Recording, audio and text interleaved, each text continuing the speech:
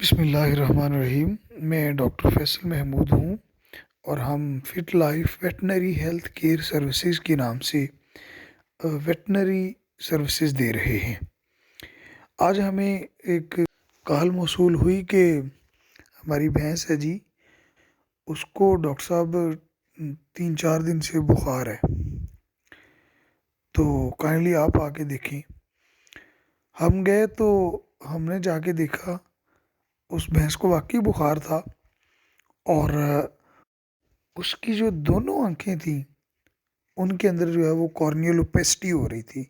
यानी उसकी आँख का जो अंदर से ढेला था उसमें सफ़ेदी आ रही थी, उसकी जो काली रंगत थी वो सफ़ेदी में कन्वर्ट हो रही थी।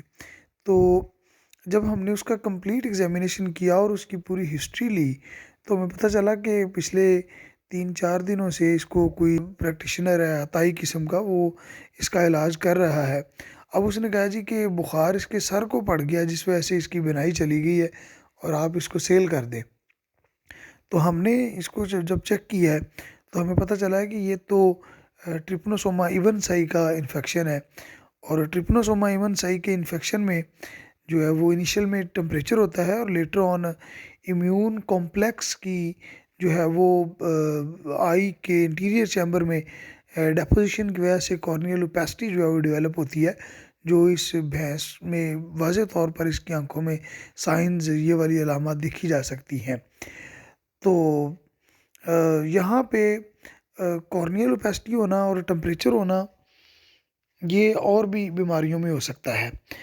इसको यहाँ फ़र्क करना यानी डिफरेंशियल डायग्नोसिस जो है वो निहायत अहम है।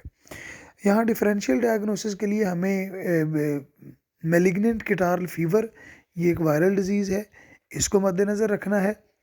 इसके अलावा IBR यानी इन्फेक्शियस बोवाइन राइनोट्रिकियाइटिस, ये भी वायरल डिजीज़ है, इसको भी जहन में रखना है। और पिंक आई जो मोरिक्सेला बोविस या फिर वो माइकोप्लाज्मा कंजक्टाइवी की वजह से होता है, उसको भी मद्देनज़र रखना है। और उसके साथ साथ कुछ आई वर्म, वो भी कॉर्नियल ओपेसिटी का sometime very rare but can be हो सकता है कि उसकी वजह से भी कॉर्नियल ओपेसिटी हो जाए।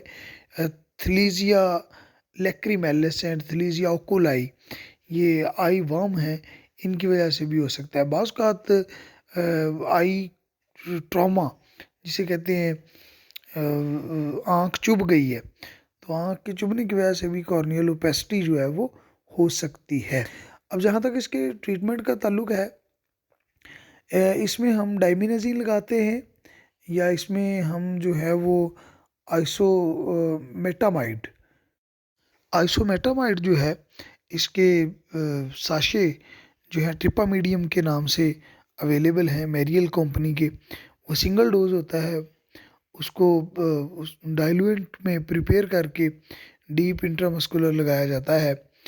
और जो डाइमिनाज़ीन है उसको हम 2.5 mg पर kg बॉडी वेट के हिसाब से लगा सकते हैं। उसके साथ साथ हम जो है टेम्परेचर को कंट्रोल करने के लिए NSAIDs देते हैं और साथ में कोई इम्यून बूस्टर भी ज़रूर देते हैं।